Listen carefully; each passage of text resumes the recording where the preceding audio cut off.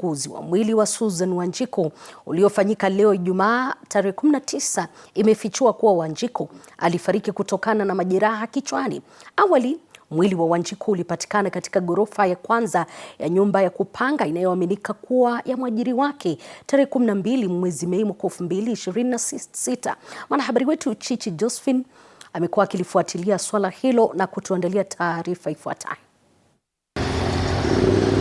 Bila kujulikana aliko kwa takriban wiki 5, familia ya Susan Wanjiku inasema ilipokea ripoti kutoka kwa DCI jana Alhamisi kwamba mwili wa jamaa yao ulikuwa umehifadhiwa katika makafani ya Nairobi. Nilipata information jana, she's dead.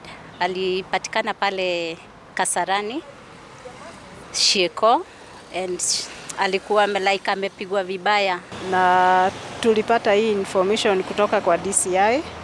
Tukaambiwa tukuje tu confirm mwili kama ni wa sister yetu.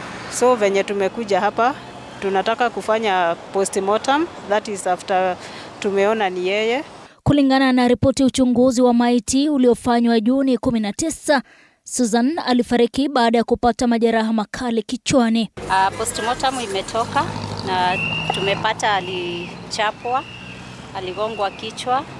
So hiyo ndio ripoti yenye tumepata kutoka kwa postmortem. Mwili wa marehemu ulipatikana kwenye ghorofa ya kwanza ya nyumba ya kupanga eneo la Sheko Kasarani, inayoaminika kuwa ya mwajiri wake anayedaiwa kutoroka baada ya kudaiwa kumuua.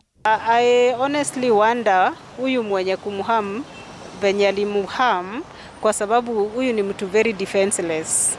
Si mtu wa vita, si mtu wa vurugu, si mtu wa fujo. Familia sasa inasema haitamzika jamaa yao bila kujua ni nani aliyehusika katika mauaji hayo. Kulingana na sisi hatujaridhika juu huyu mwenye alifanya hii kitendo hajashikwa, na hatuwezi zika mwili before tumuone yeye mwenyewe, tusikie ameshikwa na justice imeonekana. So hakuna vile tunaweza endelea na mazishi as far as hata kama tumejua ni kuchapwa alichapwa. Huyu mwenye alimchapa ako wapi?